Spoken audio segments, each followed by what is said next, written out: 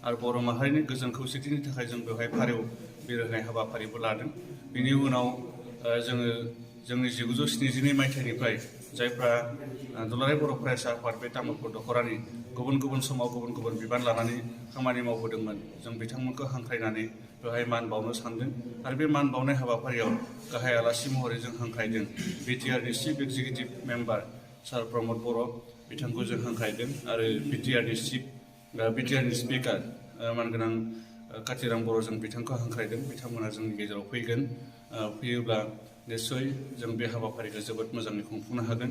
दा बेनि अखानायै जोंहा 5 खालाराव जोङो जोंनि बे हाबाफारिजों लोब्बा लाखिनानै जोङो जिहेतु फरायसा आफाद फरायसुलिफोरखौ थुलुंगा होनाय महरै जोङो बेवहाय फरायसाफोरनि मोनसे जथुम जोङो हांख्रायदों बा जोङो थि खालामनाय जादों।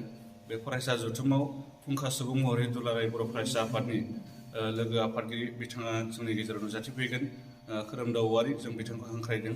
बिथांजों लोगोसे बेवहाय थांखिजानाय आलासि महरै बाहागो लाफैगोन आथिखालाव आसाम एसेम्ब्लिनि बुंथिगिरि सार बिस्वजित दैमारि, बिथाङा बेवहाय बाहागो लाफैगोन आरो फरायसाफोरखौ थुलुंगाखांहोनाय माखासे बाथ्राफोर हयथ' बुंगोन।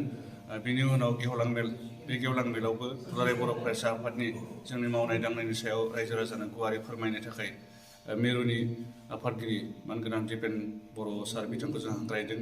बिथाङा बेवहाय बाहागो लाफैगोन आरो समाज फोसाबनाय बा माहारि दानायनि बाथ्रा बुंनो थाखाय जोङो दाखालि बावैसो 2021 मायथाइयावनो बेस्ट टिचार एवार्ड मोननाय, नेसनेल बेस्ट टिचार एवार्ड मोननाय सार बिनेन्द्र स्वरगियारि बिथांखौ जों हांख्रायदों। बिथांमोना नुजाथिफैनायनि गेजेरजों हाबाफारिया जोबोद मेहेरगोनां जागोन होननानै जों साननाय जादों। आरो गुबुन गुबुन नांजाब आफादफोर, जोङो फरायसा आफादफोरनि दैदेनगिरिफोरखौ जों बेवहाय हांख्रायदों।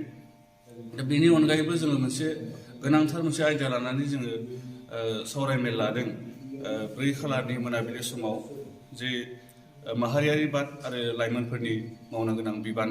दा बेखौ लानानै जोङो खोब सिरियासलि जों सावरायगोन आरो बेवहाय जोङो जोंनि मिरु दुलाराय बर' फरायसा आफादनि गाहाय नेहाथारि फनेन्द्र बसुमतारी बिथांखौ जों हांख्रायदों।